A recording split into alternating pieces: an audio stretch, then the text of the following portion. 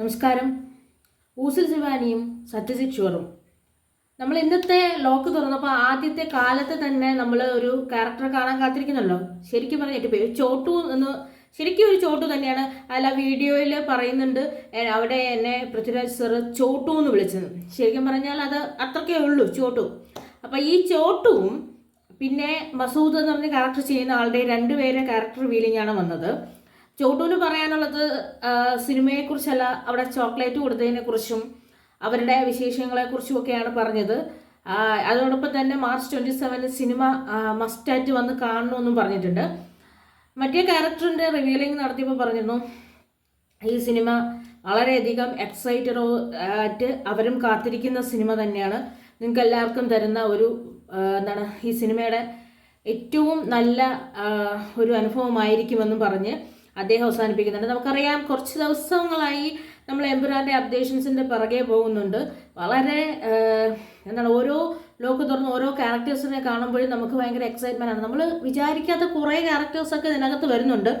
Cinema കാണുമ്പോൾ മാത്രമേ നമുക്ക് മനസ്സിലാവുള്ളൂ. പക്ഷേ എല്ലാവർക്കും പറയാനുള്ള പ്രധാന കാര്യം രണ്ട് കാര്യങ്ങളാണ് പറയുന്നത്. ഒന്ന്, പൃഥ്വിരാജ് എന്ന് പറയുന്ന ഡയറക്ടറുടെ മികവ്, അദ്ദേഹം എത്രത്തോളം എഫോർട്ട് ഈ ചിത്രത്തിന് ഇട്ടു എന്നുള്ളത്. രണ്ടാമത് പറയാനുള്ളത്, ഇതുപോലെ ഒരുപക്ഷെ സൗത്ത് ഇന്ത്യൻ സിനിമ ഇന്ന് വരെ ഇങ്ങനത്തെ ഒരു സിനിമ കണ്ടിട്ടില്ല. ഇത്രയും അധികം എഫോർട്ട് എടുത്ത് ഒരാളും സിനിമ ചെയ്യില്ല, അത്രയ്ക്കധികം എഫോർട്ട് ഈ ചിത്രത്തിലുണ്ടെന്ന്. ഇങ്ങനെ രണ്ട് കാര്യങ്ങളാണ് എല്ലാ വരുന്ന ക്യാരക്ടേഴ്സും പറയുന്നത്. ഇതിപ്പം 21ാമത്തെ ക്യാരക്ടർ റിവീലിംഗ് എന്നാണ്. ഇനി നമുക്ക് ലാസ്റ്റ് വരെ ഇനി മൊത്തം 36 ക്യാരക്ടറിൽ 4-5 ക്യാരക്ടേഴ്സ് മാത്രമേ വന്നിട്ടുള്ളൂ. ഇനിയും ഒരുപാട് ക്യാരക്ടേഴ്സിനെ പ്രധാനമായും നമ്മൾ ലൂസിഫറിൽ കണ്ട ഒരുപാട് പേരുടെ ക്യാരക്ടർ റിവീലിംഗ് ഇതിലും വരാനുണ്ട്. പക്ഷേ നമുക്കറിയാം, നമുക്ക് ആക്ച്വലി എപ്പോഴും നമ്മൾ എക്സൈറ്റഡ് ആവുന്നത് സൗത്ത് ഇന്ത്യൻ സിനിമയെ തന്നെ, അല്ലെങ്കിൽ മലയാള സിനിമയെ നമ്മൾ ഭാഷ അറിഞ്ഞുകൂടാത്ത ഒരാൾ പോലും ഇത്രയും നല്ല സിനിമയാണിത്, ഇത്രയും നല്ലൊരു ഇൻഡസ്ട്രിയിൽ ഇവരോടൊപ്പം പാട്ട് വർക്ക് ചെയ്യാൻ പറ്റിയാൽ അത്രയും സന്തോഷമുണ്ട്.